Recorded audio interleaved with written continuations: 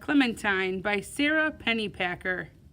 I have had not so good of a week.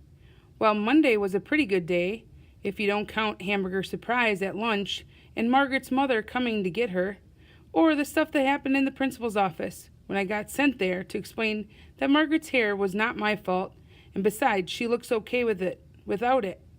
But I couldn't because Principal Rice was gone, trying to call Margaret's mother.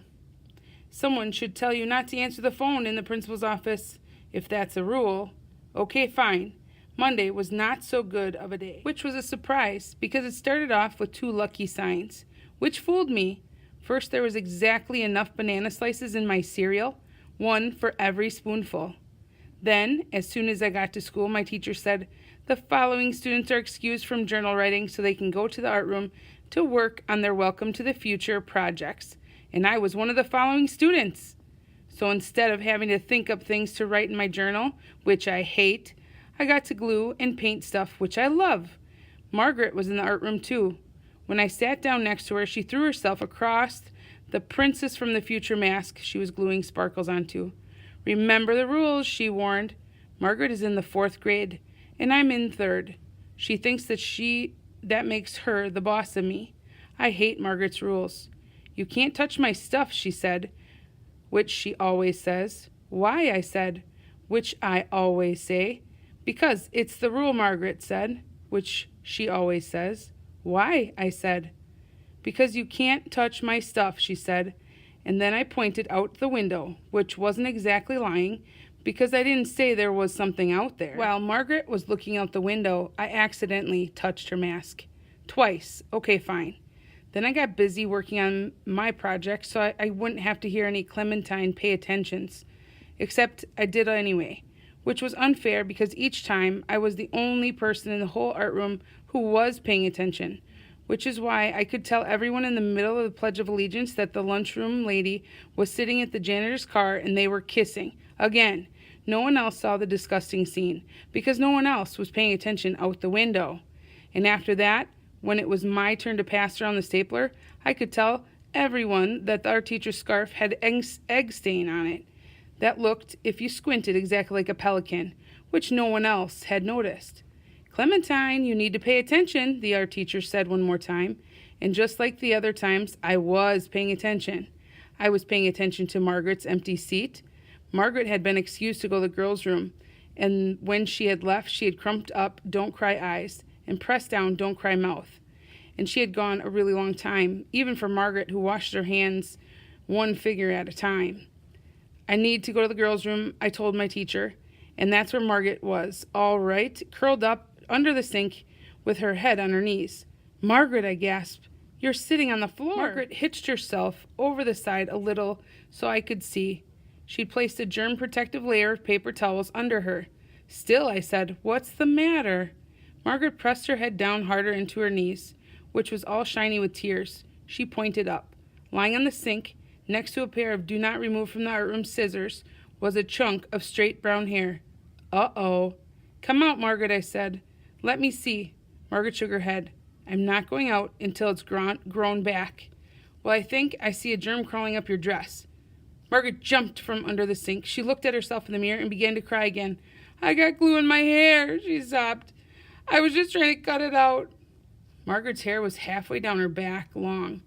It was hard not to notice that the whole part over her left ear was missing. "Maybe if we evened up a chunk over your right ear," I suggested.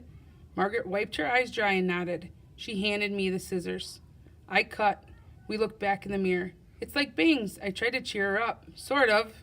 Except bangs are in the front of your hair, not on the sides," Margaret reminded me. Then she took a deep sigh, picked up the scissors, and cut off the hair over her forehead. Now the front half of her hair was all chopped off, and the back half was long and straight and shiny. "Not so good," Margaret said, looking in the mirror. "Not so good," I agreed. We looked at her not-so-good hair in the mirror for a really, really long time without saying anything, which is very hard for me. Then Margaret's bottom lip began to shiver, and her eyes filled up with tear balls again. She handed the scissors back to me, and then she closed her eyes and turned around. "All of it?" I asked. "All of it?" So I did, which is not exactly easy with those plastic art scissors, let me tell you. And just as I was finishing, the art teacher came in looking for us. "Clementine," she shouted, "what are you doing?" And then Margaret went all historical, and the art teacher went all historical, and nobody could think of anything to do except the regular thing, which is send me to the principal's office. While I was waiting there, I drew a picture of Margaret with her chopped off hair. I made her look beautiful like a dandelion. Here's the picture of that. If you had a special class for gifted kids in art, I would definitely be in it. But they don't, which is also unfair, only for math and English. I am not so good at English. Okay, fine. But this year, I'm in the gifted class for math. And here's the bad surprise. So far, no gifts. I told Principal Rice about the problem when we got back from calming down Margaret's mother. So far, no gifts, I told her extremely politely. Principal Rice rolled her eyes to the ceiling then, like she was looking for something up there. Ceiling snakes, maybe, just waiting to drip on you. But that's what I used to be afraid of when I was little anyway. Now I'm not afraid of anything. Okay, fine. I am afraid of pointy things. But that is all. And boomerangs. Clementine, you need to pay attention, said Principal Rice. You need to discuss Margaret's hair. What are you doing on the floor? Helping you look for ceiling snakes, I reminded her. Ceiling snakes? What ceiling snakes, she asked. See what I mean? Me paying attention, everybody else not. I'm amazed that you let someone with this problem be the boss of a school.